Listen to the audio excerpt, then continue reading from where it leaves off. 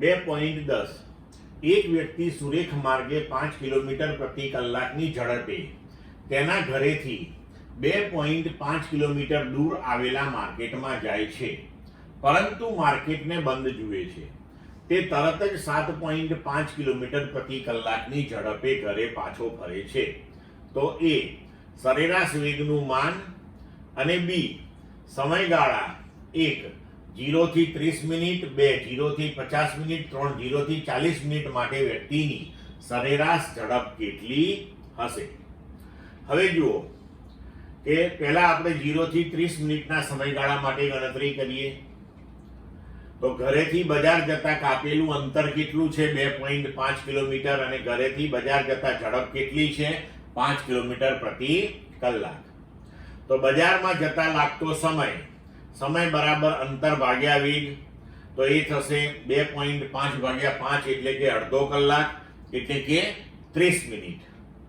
તો હવે સરેરાશ વેગનું મૂલ્ય સ્થાનાંતર ભાગ્યા સમય, તો 2.5 ભાગ્યા 0.5 એટલે 5 કિલોમીટર પ્રતિ કલાક. અને સરેરાશ ઝડપ પણ એટલી જ થશે, કારણ કે સુરેખ માર્ગે એક જ દિશામાં જઈ રહ્યો છે. તો 2.5 ભાગ્યા 0.5 એટલે 5 કિલોમીટર પ્રતિ કલાક. હવે 0 થી 50 મિનિટ જોઈએ. તો એણે જોયું કે માર્કેટ બંધ છે, તો પાછા વળતા જે ઝડપ છે એની એ 7.5 કિલોમીટર પ્રતિ કલાકની છે. તો પાછા ઘર તરફ આવતી વખતનો વેગ 7.5 કિલોમીટર પ્રતિ કલાક. ઘરે પાછા પરત આવતી વખતે કાપેલું અંતર 2.5. તો હવે પાછા આવતી વખતે જે 2.5 કિલોમીટર અંતર કાપ્યું એના માટેનો સમય કેટલો? તો સમય બરાબર અંતર ભાગ્યા ઝડપ, એટલે 1/3 કલાક થયું. તો એને 20 મિનિટ આપણે કહી શકીએ. તો મુસાફરી પૂર્ણ કરતા લાગતો સમય કેટલો થયો? તો ઘેરથી માર્કેટ જતા 30 મિનિટ આપણે અહીંયા ગણી હતી, માર્કેટથી પાછા ઘેર આવતા એને 20 મિનિટ થઈ અહીંયા ગણ્યું. તો આ મુસાફરી પૂર્ણ કરતા એને કુલ સમય લાગ્યો 50 મિનિટ. બરોબર? તો 50 મિનિટ એટલે 5 ભાગ્યા 6 કલાક. હવે વ્યક્તિએ કરેલું સ્થાનાંતર કેટલું? તો 2.5 ગયો ને 2.5 પાછો આવ્યો, તો સ્થાનાંતર થયું 0. તો સરેરાશ વેગનું મૂલ્ય થઈ ગયું 0. પણ હવે સરેરાશ ઝડપ લઈએ આપણે. તો કાપેલું કુલ અંતર 2.5 ગયો ને 2.5 પાછો આવ્યો, તો પથ લંબાઈ અથવા તો કુલ અંતર થયું 5 કિલોમીટર. તો સરેરાશ ઝડપ બરાબર પથ લંબાઈ ભાગ્યા સમય, તો આ થયું 6 કિલોમીટર પ્રતિ કલાક. હવે આપણે જોઈએ 0 થી 40 મિનિટના સમયગાળા માટે. તો ઘરથી માર્કેટ જવામાં 30 મિનિટ તો થઈ હતી એને.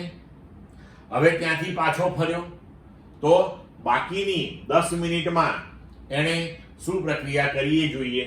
તો માણસ ઘરથી બજારમાં જવા માટે લીધેલો સમય 30 મિનિટ આપણે ગણેલો છે. તો પાછા ફરતા ગતિ કરવા માટે મળેલો કેટલો સમય થયો? તો કે 40 ઓછા 30 બરાબર 10 મિનિટ.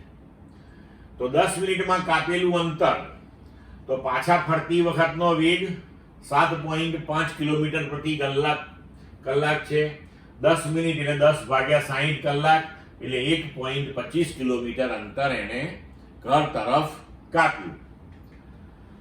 હવે માણસે કાપેલું સ્થાનાંતર, તો 2.5 કિલોમીટર ગયો ઘરથી માર્કેટ, માર્કેટથી પાછો ઘર તરફ 1.25 કિલોમીટર અંતર કાપ્યું એને, તો સ્થાનાંતર થયું 1.25. તો સરેરાશ વેગ થયો 1.25 ભાગ્યા 2/3 બરાબર 1.875 કિલોમીટર પ્રતિ કલાક. કારણ કે કુલ સમય આપણે 40 મિનિટ એટલે 2/3 કલાક. હવે સરેરાશ ઝડપ એટલે કુલ અંતર, તો કુલ અંતર કેટલું? 2.5 ઘરથી માર્કેટ ગયો ને માર્કેટથી ઘર તરફ 1.25. તો 2.5 વત્તા 1.25 ભાગ્યા 2/3. આને સોલ્વ કરીશું તો જવાબ મળશે 5.625 કિલોમીટર પ્રતિ કલાક. ક્લિયર મિત્રો?